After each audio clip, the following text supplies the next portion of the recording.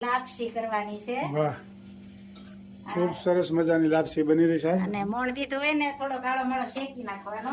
હા હા, શેકીને કરવી ને એટલે મસ્ત થાય આળી મળી। બરોબર ભાઈ, આજ તો નવો ધડાકો છે લાપસીનો। લાપસી બની રહી છે, બેનો કોમેન્ટ કરજો। ખૂબ સરસ મજાની બેનો કોમેન્ટ કરી રહી છે। બધી બહેનોનો ખૂબ ખૂબ આભાર। સારી કાવી હતી એનો બધાને ખૂબ બહેનોની કોમેન્ટ આવી છે। ખૂબ હા, બહુ આનંદ છે। હા, આનંદ બહુ કર્યો, બહુ દાંત કાઢ્યા બધાએ।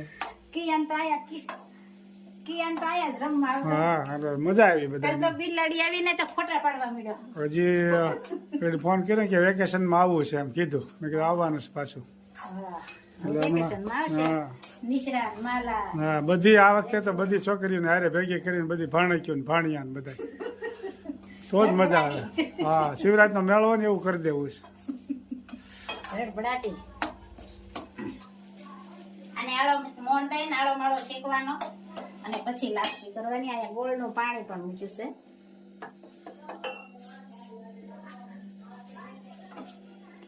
સરસ મજાની લાપસી બની રહી છે ભાઈ।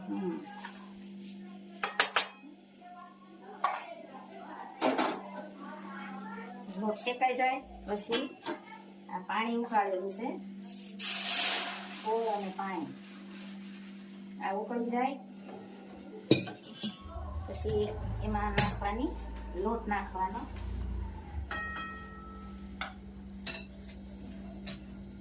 એટલે આ પાણી ઉકળી જવા આવ્યું છે। હવે લોટ ઉમેરી દેવાનો શેકેલો।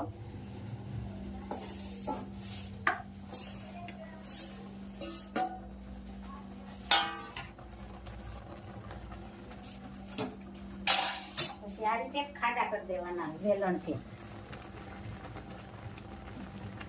પછી આમ વેવણા હારે પાણી આમ ઓછું થઈ જાય ને બરોબર, ત્યાં સુધી રહેવા દેવાની એટલે લાપસી સરસ થાય। ઘી શું હતું છે ને? આવા છે પાણી છે, ઘી નાખવાનું બાકી છે। આ ગોળ અને પાણી છે હજી। બરોબર, લાપસી ભાઈ બની રહી છે બેનો।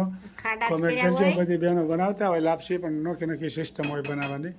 પછી આ બધું પાણી ઉકળી જાય ને આ બધું આ લોટારે ફળી જાય ને એવું થઈ જાય ને પછી આમ ટીપા ન પડે ને આવતી શેકાવા બફાવા દેવાની એટલે મસ્ત ચૂટી લાપસી થાય।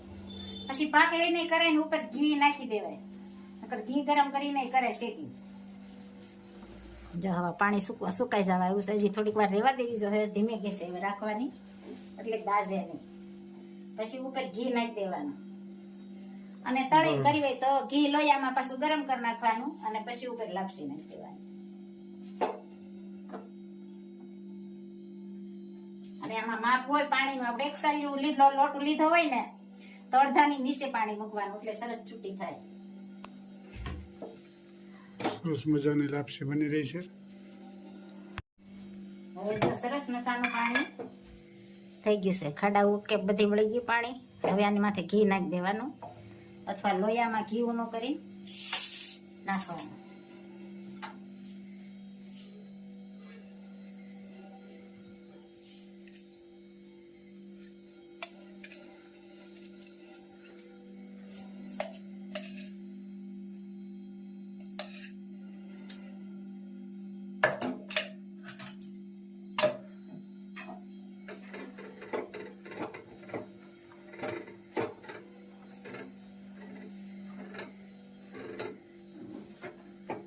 લાપસીમાં જેમ ઘી વધારે હોય ને એમ સારું રહે, નહીંતર ગળે ઠાંકાય લાપસી। બહુ ગળે ઠાંકાય, હારે કઢી કરશો ને એટલે નહીં ના ઠાંકાય। ના, ઘી તો વધારે જ નાખવાનું। ના ના, કઢી રાખશો એટલે કઈ ગળે ઠાંકાતી નહીં, હાલી જાય હેઠી।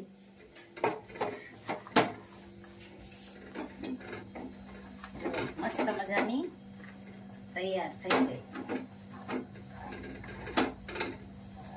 લસપસતી બની ગઈ હો। મસ્ત બની ગઈ બીજી વાર લાપસી। ઘી નહીં નાખવું પડે જો, ના ના, ઘી તો જીકે જ રાખવું। માપમાં હોય ને તો એ તમારે સરસ મજાની લાપસી બની ગઈ છે, જોઈ શકો છો બેનો। બધી કોમેન્ટ કરજો કેમ લાપસી બની છે। હા, અને તમે કેવી રીતે બનાવો છો, શેકી બનાવો છો કે એમનેમ બનાવો છો એ પણ કહેજો।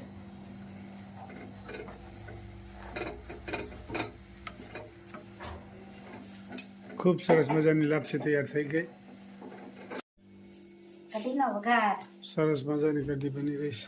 અને લાપસી પણ તૈયાર થઈ ગઈ જોઈ શકો છો. વાહ છૂટી હો મમરા જેવી જો આમ કરો એટલે છૂટી થઈ જાય. સરસ મજાની લાપસી બની ગઈ છે. બેનો બધી કોમેન્ટ કરજો. હવે કઢી બની રહી છે. કઢી કા વઘાર રાય જીરું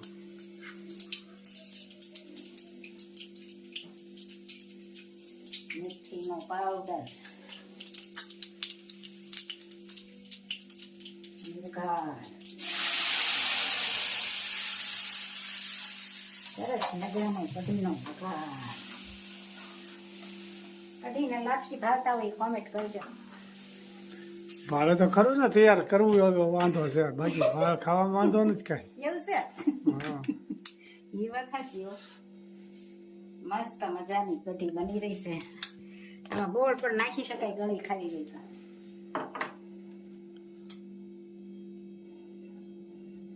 હળદર અને ધાણા છે.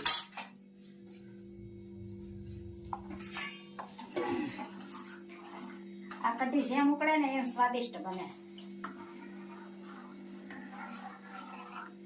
સૈદીપ નતા કેતા નંબર 1 કઢી હો હરભાઈ કઢી. હા એને મજા આવી ખાવા.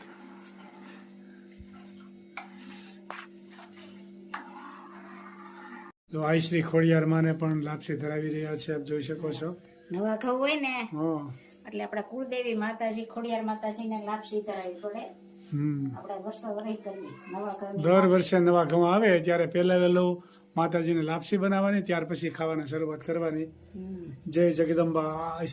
માતાજી અખંડ આપણું ધ્યાન રાખતા હોય છે, એટલે આપણે જ્યારે જમવા બેસીએ ત્યારે માતાજીને થાળ ધરાવવો જ જોઈએ. ત્યાર પછી જમવાનું પ્રસાદી થઈ જાય, અને પ્રસાદી ખાઈએ એટલે કોઈ દી આપણે પ્રોબ્લેમ થાય નહીં. અખંડ માતાજી, આપણે તો માતાજીના બાળક છે, આપણું ધ્યાન રાખે અખંડ માતાજી. એટલે આપણે લાપસી કરીએ તો માતાજીને ધરાવી જ જોઈએ. ખોડિયાર લાપસી વધારે વાલી છે. લાપસી જ કરે બધા ખોડિયાર માતાજીને. સ્વામિનારાયણ ભગવાનને પણ હમણાં આગળ થાળ ધરાવીશું. જય સ્વામિનારાયણ. આઈશ્રી ખોડિયારમાં સ્વામિનારાયણ ભગવાનને પણ થાળ ધરાવી રહ્યા છે, આપ જોઈ શકો છો. જય સ્વામિનારાયણ. એકદમ સાદું ભોજન.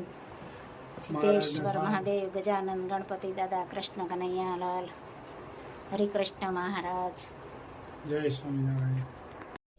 અદરે મોસારે સપનું આવ્યું, રામજી વનવાસ. ગુરુજી મારે જાવું છે રામની પાસ. નાથી ભરતજી શાલિની સરિયા, આવ્યા વન રાવણ મોજાર. ગુરુજી મારે જાવું છે રામની પાસ. અહો ભરતજી તમે ક્યાંથી ને કેને દેખાડું વનવાસ. ગુરુજી મારે જાવું છે રામની પાસ. નાથી ભરતજી શાલિની સરિયા, આવ્યા રાવણ મોજાર. ગુરુજી મારે જાવું છે રામની પાસ. અહો ભરતજી તમે ક્યાંથી ને કેને દેખાડું વનવાસ. ભરતજી તમ ઘેરે જાઓ મારા વીર. માતા કૌશલ્યા બહુ રુદન કરે છે, ધારણ દેજો એને ધીર. ભરતજી તમ ઘેરે જાઓ મારા વીર. આપણા પિતાને પ્રણામ કહેજો, માતાને દેજો આશીર્વાદ. ભરતજી તમ ઘેરે જાઓ મારા વીર. વાંજિયા હોય એને પુત્ર દેજો, પારણીએ દેજો આશીર્વાદ. ભરતજી તમ ઘેરે જાઓ મારા વીર.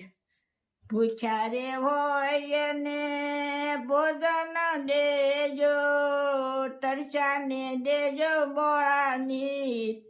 ભરતજી તમે ઘેરે જાઓ મારા વીર જય સોમનાથ. જય શ્રી ખૂબ સરસ મજાનું કીર્તન ગાયું મારા ભાઈએ.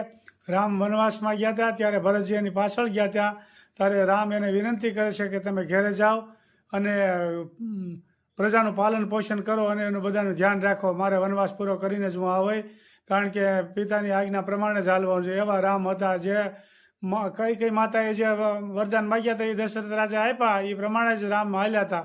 એટલે આપણે માતા પિતાનું કયું કરવું જોઈએ, કારણ કે રામ જેટલું તો કોઈને દુઃખ પડવાનું નથી ને આપણે સહન કરી ગયા એનાથી. રામ કેવા શીલે હાલ્યા હતા ને એવા શીલે આપણે થોડોક હાલવાની કોશિશ કરવી. જય સ્વામિનારાયણ, જય સિયારામ.